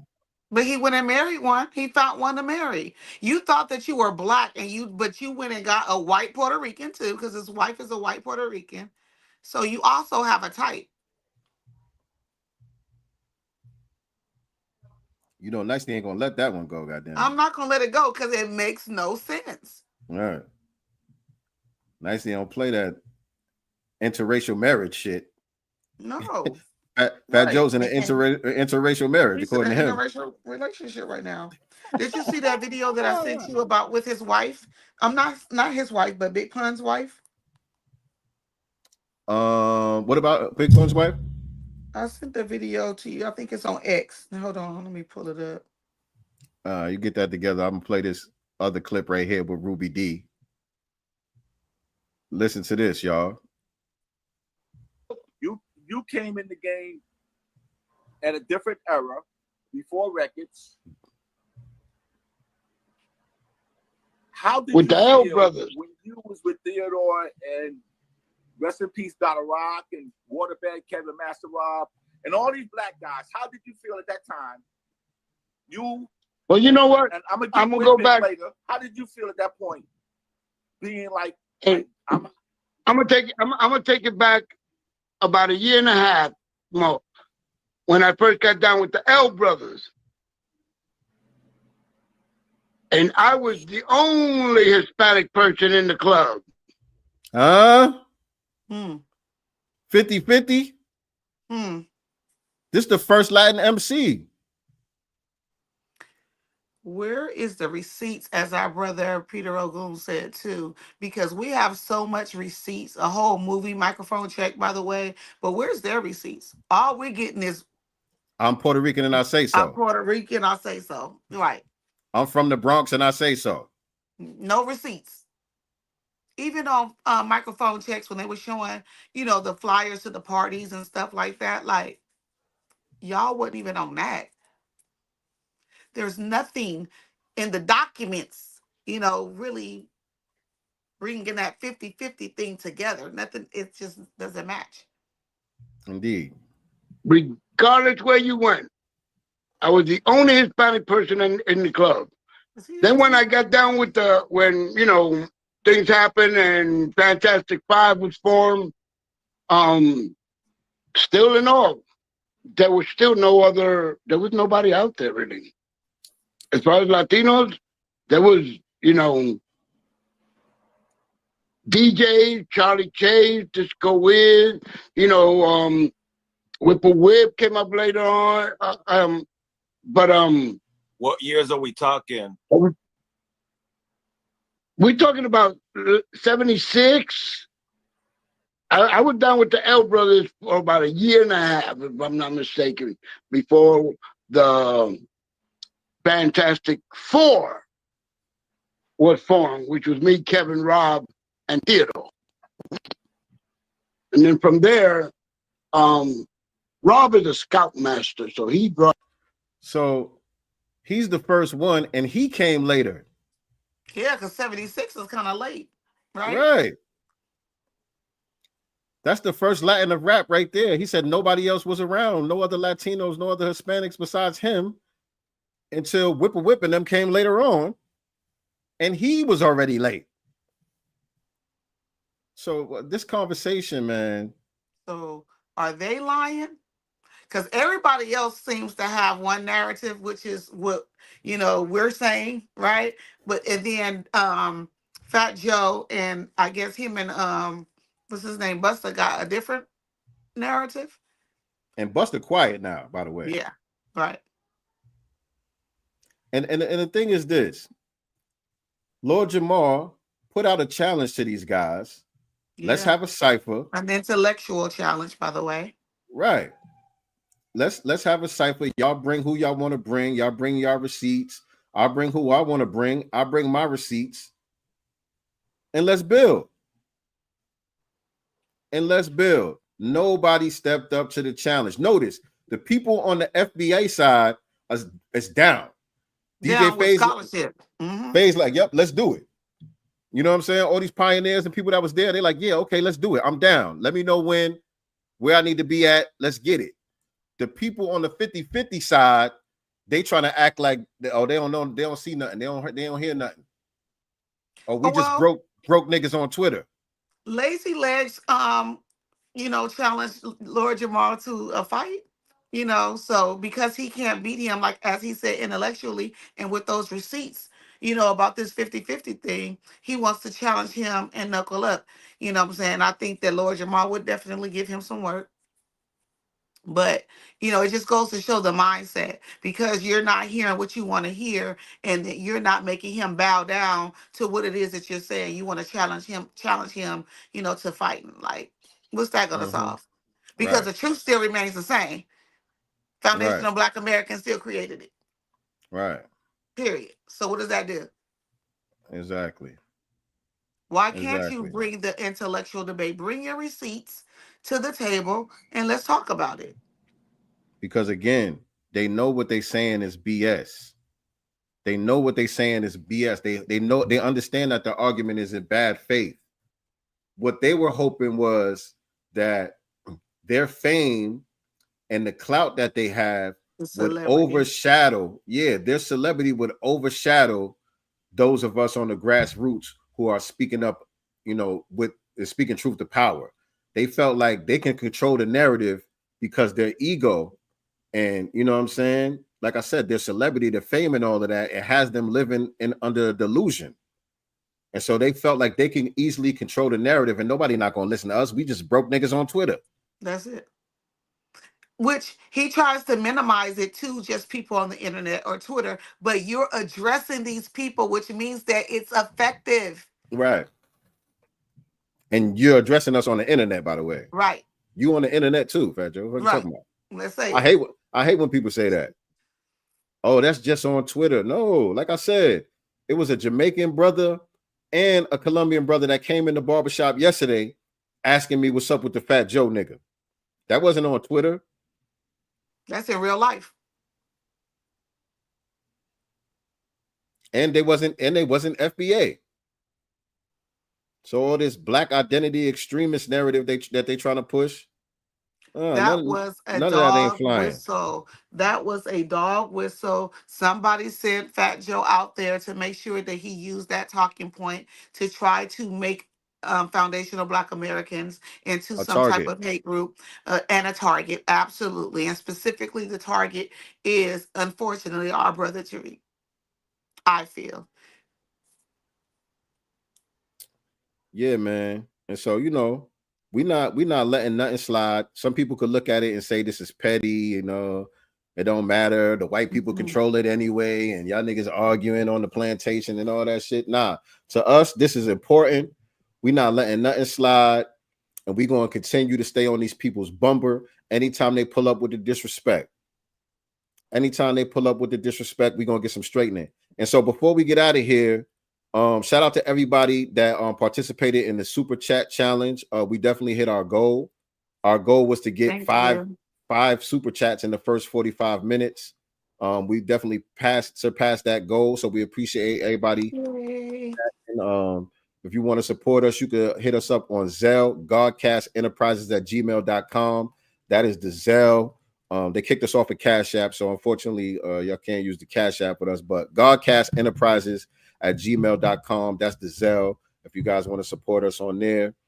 And if you're on the Sincere Love to God channel, you can cop a super chat or a membership and all of that stuff as well. So we appreciate y'all. But those of y'all that participated, and shout out to Edo Flores, who just sent a $10 super chat. Appreciate that. Respect to your channel. All the best. Yeah. No Latino or Puerto Ricans from the island is concerned with getting credit for a well-known Black art form. Hold up, let me finish that. What you said? For a well-known Black art form, Fatjoe is a clown. Appreciate you, Edo Flores. That sounds like a Hispanic last name. So, you know, again, everybody's not on the bullshit. Right. Everybody's not trying on that to make bullshit. it into bullshit to try and target us, you know, on some negativity. It's not gonna work. Your album's gonna flop, and you're gonna wish that you never talk shit about Black people. Exactly. And stop saying nigga. Like he has to stop. And I do see a lot of new names and faces in the chat. So if you guys are not subscribed to us, this is Sincere Love the Godcast, man. We do this every Sunday around 6 p.m. Eastern Standard Time. We come on here and chop up game, just like we doing right here today. So make sure you subscribe to the channel. Also, we have our weekly series called the Black Business Showcase that we're going to be kicking off a new season at the top of 2025. Yep, January 8th, first episode of the next season, Black Business Showcase. So make sure you are tapped in and following us. Indeed. And so if you are a business owner or entrepreneur and you would like to be featured on our channel, let everybody know what you got going on, send us an email, godcastenterprises@gmail.com. Send us an email. Let us know about your business so we can see about getting you on the schedule for the upcoming season of the Black Business Showcase. We definitely want to get everybody's businesses and services and products and stuff out there so people know who they need to be supporting out here in these streets. Bartertown conglomerate again with the super chat. Y'all great host, and I appreciate y'all thoughts. Salute. Shout out to you.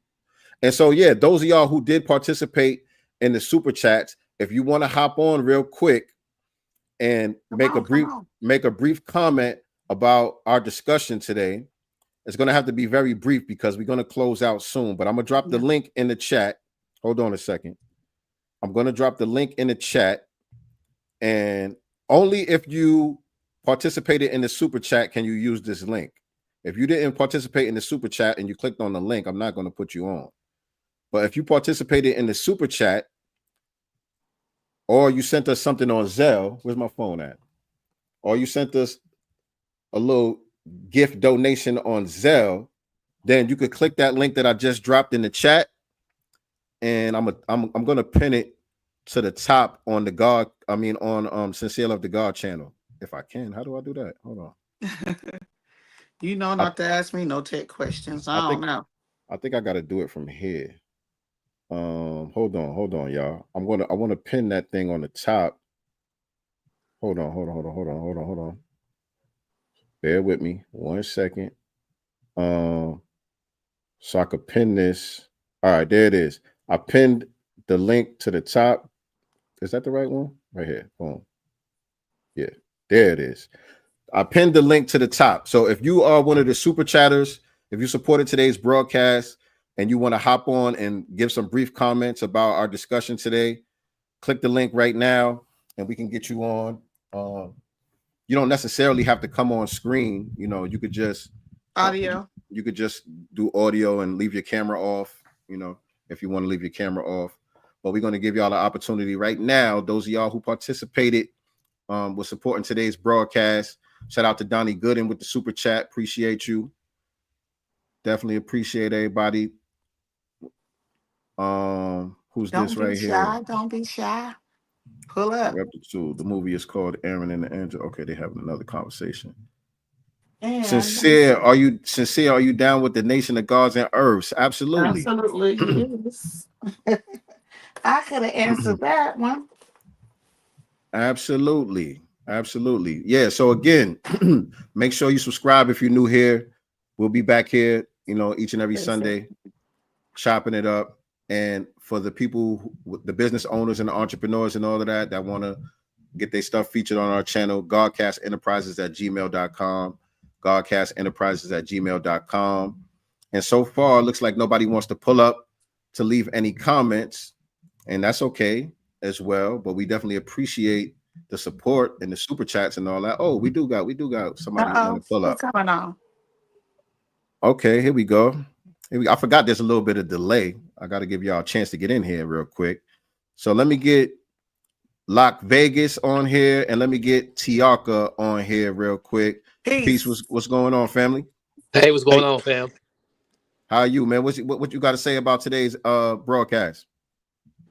I appreciate y'all addressing like the issue. I think we need to stick more together as a lineage and as a group. But I think that this has been a problem of all of us always inviting people into like our cultural house, and now they want to take from our cultural house and appropriate things that have taken years to develop.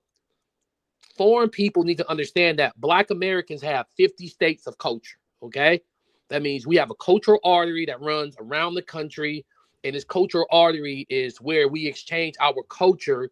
So whatever culture is created in any state belongs to all Black Americans. Now, hip hop is credited to the Black American New Yorker, and that's what I want to make sure that happens. That the Black American New Yorker gets proper credit, and I'm gonna leave it at that. I appreciate your comments, brother. Tiaka, what you got to say about today's broadcast, sir? Yes, sir. I appreciate y'all letting me on.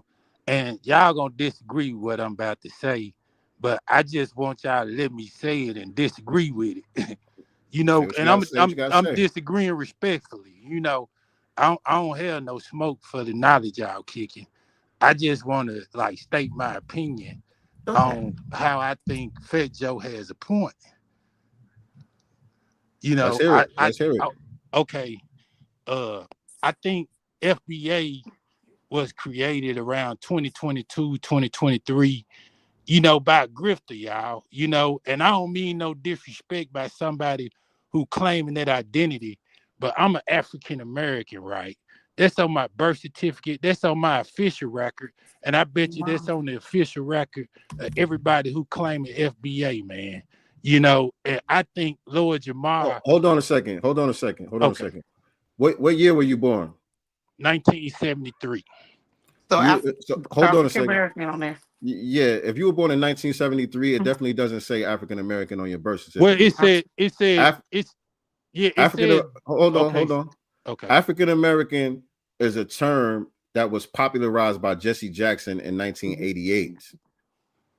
And that term, and now hold on, that term was supposed to be an identifier for the same lineage group that we are using to identify foundational Black Americans, but the term has been used to identify everybody with melanin that comes to these borders, and even some who don't. Like I showed earlier in the broadcast, you have people in Puerto Rico who identify as Black or African American.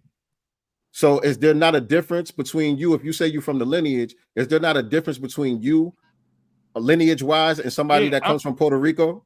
All right, let me assure y'all that I'm Black. I come from Black parents.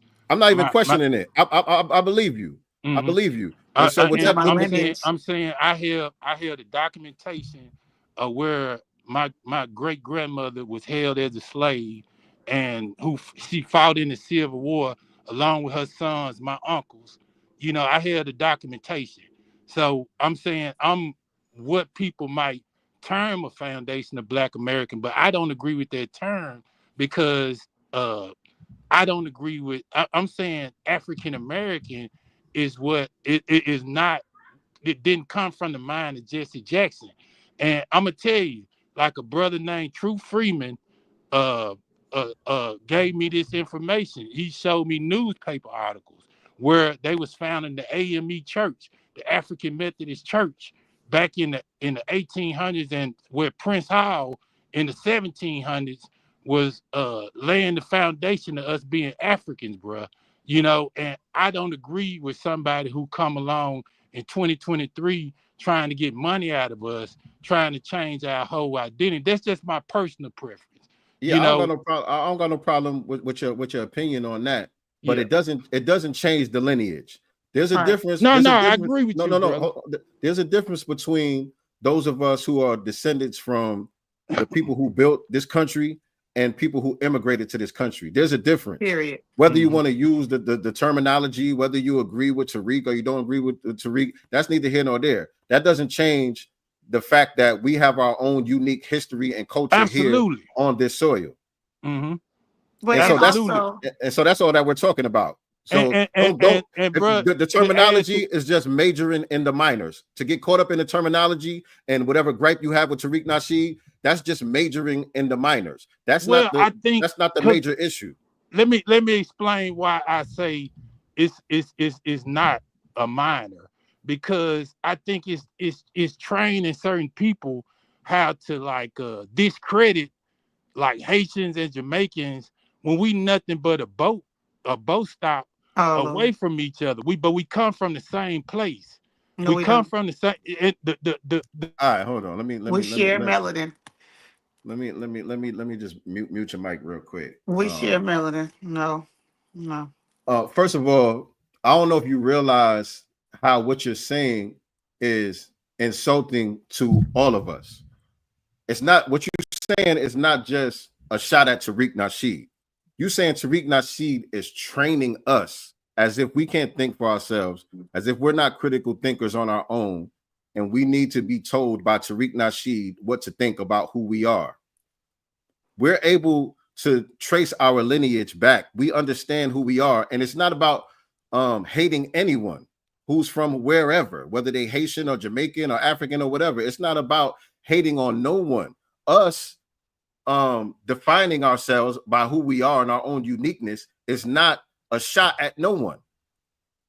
People have a problem with that because they're not comfortable with who they are, and they depend on us to get any opportunities afforded to them that exist. They depend on us to be with this everybody black and fight everybody's battles. Us saying, nah, everybody gotta hold their own nuts and we're gonna worry about ourselves for now is all that we're doing. That's not taking shots at nobody. Anyone. That's not that, you know, you heard me say earlier, it was a Jamaican brother and a Colombian brother that hit me up about this whole Fatjoe thing. I don't got a problem with those brothers because they Jamaican or because they Colombian. They cool. They not on no tether bullshit. They understand what it is. They give respect to the lineage. You know what I'm saying? They know what Fatjoe's saying is disrespectful and off code, but I'm gonna let you have the last word. Well, but like my bad. Even the word tether, who introduced that into our culture, into our frame of thinking, into our expressions? Jordan Peele. Jordan Peele. Literally Jordan Peele. Jordan Peele. Us. Yep. Jordan Peele. I'm not aware of that. Can you? I mean, because I only heard one person. I'll explain it to you. There's a movie called Us. That was written and directed by Jordan Peele from Key and Peele, the one who made Get Out. The same person that made the movie Get Out made a movie called Us, and it was about a group of tethers who were living under the ground, who looked just like the people that were living above the ground, and they were trying to replace them. Mm-hmm. They were trying to replace the people above the ground, and that's where the term tether comes from.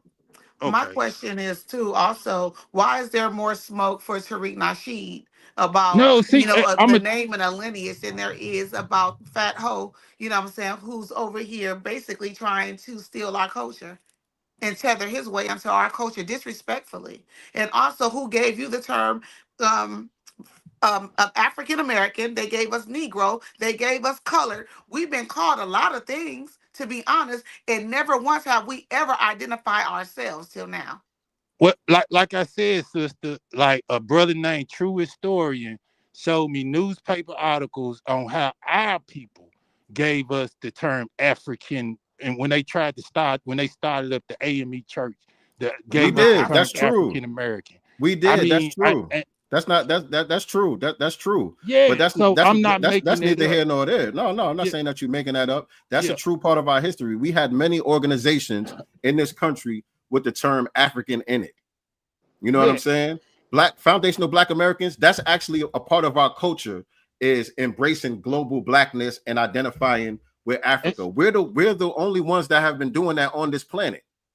That's a part of our culture. Nobody was doing that, and nobody was doing that in the Caribbeans besides a couple of Rastafarians. You know what I'm saying? They identify with the island where they were enslaved and colonized. They don't identify with Africa. They don't identify with global Blackness. They identify as Jamaican. They identify as Haitian, Bayesian, or whatever it is. They don't call themselves African, but they have more African DNA than we do. Okay. Elon Musk is African American too, so you identify with the same thing he is. But see, I have no control over what Elon Musk is he's trying to call himself. Not what he's trying to call himself. He's an African American. But I'm saying our ancestors gave us that name. That's not true. They didn't give it to Elon Musk. Elon Musk can do what he wants. He's a racist that can do what he want to do. I'm not even concerned about him in that respect. But what I'm saying, and I don't have no smoke for Tariq Nasheed. I wish that brother success. You called him a grifter, which he's a movie director. I'm saying, but listen, he's a movie director. He's I an can tell author. the truth. He's a historian. He's all these things that he's produced himself, and because he's producing something and became successful at it, we have another Black person calling a Black man a grifter because he's successful. That's a problem. I went ahead and landed his plane. I appreciate you chiming in with us, Tiarka. I think your name was Tiarka. I appreciate you. You know, I appreciate you chiming in. You know, ain't no smoke, no nothing. You know what I mean? It's all good. You said what you had. You said what you had to say. I appreciate it, but yeah, like nah, man, that shit is dead. You know, we get to say who we are. We get to say who we are. You know what I'm saying? And there's power in naming yourself. You know what I'm saying? That's why the white supremacists like to go around naming things. Everywhere they go, that's the first thing they do is start labeling everything and naming everything, because that denotes ownership. Especially when you name something after yourself, it denotes ownership. And so us naming ourselves is a power move. And yeah, many of our ancestors did come up with organizations and different names using the term African, but a lot of our ancestors have done many things prematurely. Yep. That don't benefit us today. And that's okay. You know what I'm saying? They did what they saw as what was best for us at the time. Just like, you know, many of our grandparents during the civil rights movement were going hard for integration. That didn't help us. You know what I'm saying? That's actually something that took us backwards. You know what I'm saying? Just because that's what they did, don't mean that's what we got to keep doing. You know what I'm saying? We are making some corrections, which is what we're supposed to do. We're not supposed to just keep doing. You're not supposed to just keep doing the same thing over and over again. That's not working. That has not worked for us. We have to evolve. It hasn't worked for us. And so we're making some corrections and some edits and some annotations along the way, and we getting our culture correct. And we making progress. Look how much progress we've made in such a short period of time. He keeps saying 2022, 2023.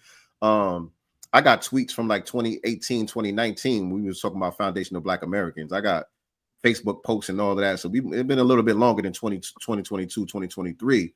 But still, it has been a short. Dr. Claude been saying it for a long time. Did he use foundational? No, but he said native. So what's the difference? And again, somebody else gave you African American. Right. And if that's what you want to be identified as, that's great. Do you? Right. Right. And that's the thing. If you want to get caught up in the terminology and whatever problem that you have with Tariq, that's whatever. That don't got nothing to do with the lineage. It don't change. It don't change the lineage. The only problem that they have with Tariq is they see a black man shining in their mind. A black man that don't have to get up and go to work every day and punch in. He's able to provide for his family on his own without anyone else. And they look at that as grifting. He taken from the community. I'm so sick of you niggas. Yes, indeed. And so, man, y'all came in here deep today, man. We appreciate y'all rocking with us, man. Like I said, we do this every Sunday, 6 p.m. Eastern Standard Time, 3 p.m. Pacific Time. This is Sincere Love the Godcast. So y'all make sure y'all subscribe and stay tapped in with us. And if you are a business owner, entrepreneur that would like to be featured on our channel for the Black Business Showcase, send us an email, godcastenterprises@gmail.com. We about to get up out of here for today. Anything you want to say before we get up out of here, beloved? Don't forget to tune in to the Black Business Showcase. We will be back 2025. Our first episode will be January 8th, 2025. Actually, we're going to be moving to Thursdays, you guys. So it's actually no longer Wednesdays. It's going to be the same time, 6 p.m. Pacific Standard Time, 9 p.m. Eastern, but we have moved to Thursdays. That's why I didn't say it. I didn't even say a day. I didn't even say what day we're doing it because I don't even know. I just know we're going to be doing it. We're going to be doing it. It's going to be Thursday. Make sure you tapped in with Sincere Love the God. You know, he is Sincere Love the God on all social media platforms. Also, make sure you guys cop the albums, that's plural. And you can follow me on X at Nicety Girl and Nicety Girl with the #1 on Instagram. And by the way, for those of y'all that don't know, we are children's book authors as well. Yes, we are. So we have our children's book, 7 The Super Hey Rule, Volume 1, 7's Big Move. And you can order a copy at godcastbooks.com. Godcastbooks.com right now. You can get your copy of your Foundational Black American Children's Book. It's a fun story for the kids, man, without no agendas attached to it. You know what I'm saying? You got the holidays coming and all that. Arutasussy right around the corner and all of that. So you might want to grab a book for one of your loved ones. Again, that's godcastbooks.com. Place your orders today. But we will see y'all soon, man. Just remember, family, we are not the master teachers. We are only the master students and signal boosters for the voices of the new Black media. And with that being said, we are out of here. Peace and Black love. Yeah, like that. Let's see what's in the God's mind. Listen.